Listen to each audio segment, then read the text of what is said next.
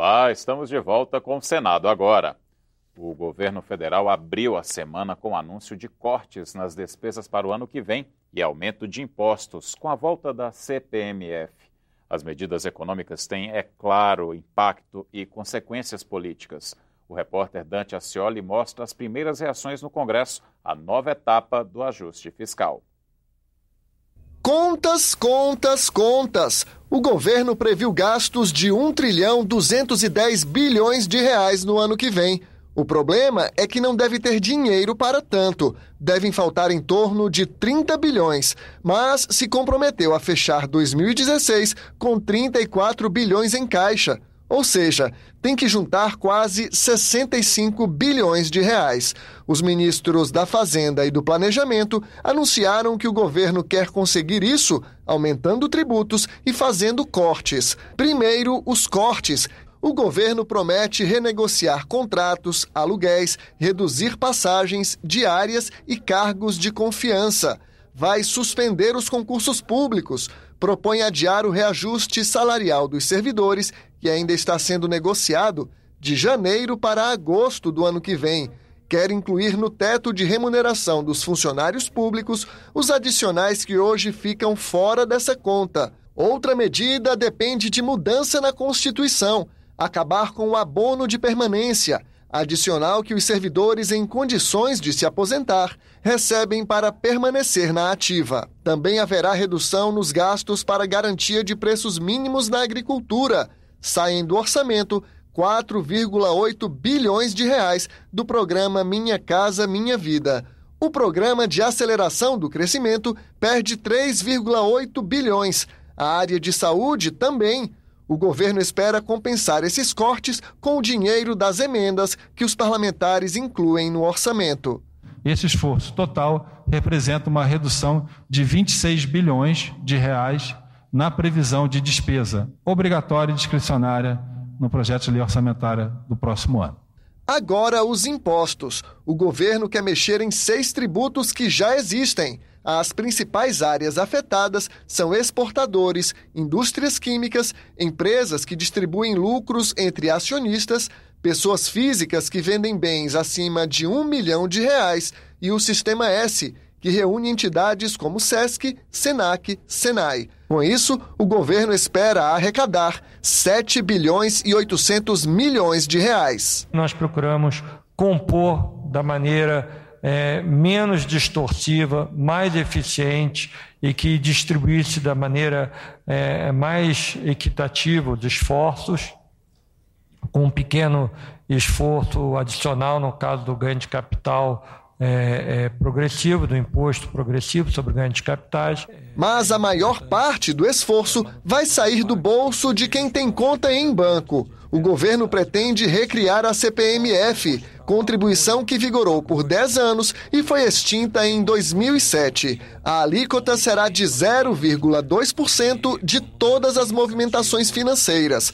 Para o ministro da Fazenda, a expectativa só com a CPMF é arrecadar 32 bilhões de reais, dinheiro que vai para a Previdência Social. Cada vez que a gente fizer uma compra, 2 milésimos do valor dessa compra vão estar sendo direcionados para o pagamento das aposentadorias, para o pagamento da LOAS, dos benefícios para todos os idosos. Isso é o que o governo quer, mas ainda vai ter que convencer muita gente. Quem será afetado pelo aumento de impostos, servidores federais que podem ficar sem reajuste em janeiro e, principalmente, senadores e deputados. A maioria deles vai ter que aprovar os projetos de lei e as medidas provisórias, com os cortes no orçamento e as mudanças tributárias. Já a volta da CPMF vai exigir um esforço ainda maior, uma proposta de emenda à Constituição que depende do apoio de 3/5 dos parlamentares. É sempre melhor fazer alguma coisa do que não fazer nada. Anuncia um corte significativo, isso é bom. O governo não pode ter nenhuma dúvida com relação ao corte de ministérios e ao corte de cargos em comissão. Essa é uma preliminar para que nós possamos discutir qualquer aumento de receita. todas as medidas que passam pelo Congresso Nacional, elas são melhoradas. Só a partir desta terça-feira, quando a maioria dos parlamentares chega dos estados, é que vai ser possível medir a real temperatura política após o anúncio das medidas. Mas as primeiras reações indicam uma oposição cautelosa. Vamos analisar as propostas com a serenidade necessária, melhorá-las no que for possível e rejeitar aquilo que a sociedade não apoiar.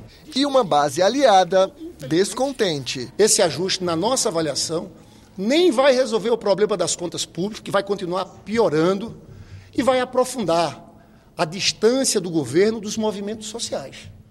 A Subcomissão de Avaliação do Sistema Tributário Nacional fez na noite desta segunda-feira uma audiência pública com a participação de pesquisadores do Instituto de Pesquisa Econômica Aplicada, o IPEA. Eles apontaram distorções na cobrança de impostos no país. De acordo com o IPEA, o Brasil se destaca como um dos países em desenvolvimento com uma das mais altas cargas tributárias do mundo, algo em torno de 35% do produto interno bruto. E a grande preocupação dos brasileiros em momentos de crise econômica como o atual é que o governo aumente o valor dos impostos para ter mais arrecadação. Segundo os pesquisadores, a carga tributária brasileira não é concentrada em impostos diretos sobre a renda, o lucro e o patrimônio, mas sim em tributos indiretos regressivos, o que contribui para que o nível de desigualdade e injustiça fiscal continue. O imposto de renda é um imposto direto e ele...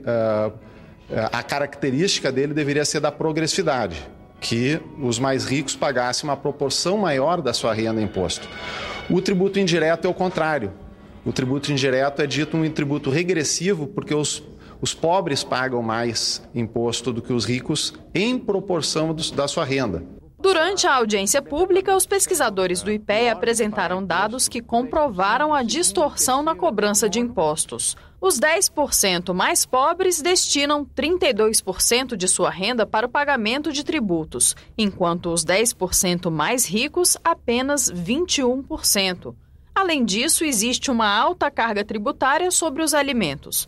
Sobre a carne bovina, o feijão e a farinha de trigo, por exemplo, incidem 17%, sobre o leite, 18% e sobre os ovos, 20%. Você tem uma excessiva concentração das isenções na renda do capital, a principal delas são os lucros e dividendos. Isso vai fazer vai criar uma assimetria, que é o fato que à medida em que você vai subindo na sua escala de renda, a renda do capital passa a ser predominante e e esse efeito, como ela é neutra ou ela não incide imposto, ou seja, ou é uma alíquota linear ou ela é isenta, isso vai fazendo com que as alíquotas para os muito ricos comecem a cair. Praticamente todos os países do mundo adotam essa lógica de estar tributando o lucro na pessoa física, na pessoa jurídica e depois na pessoa física. Para o senador Lindbergh Farias, o governo precisa voltar a cobrar impostos sobre lucros e dividendos. Eu apresentei esse projeto de voltar aos 15%, porque esse imposto existia no Brasil em 1995, que acabou. Se a gente volta a cobrar um imposto de 15%, o governo federal poderia arrecadar 50 bilhões a mais. Esta edição termina aqui. Voltamos a qualquer momento com outras notícias. Obrigado pela companhia. Até a próxima.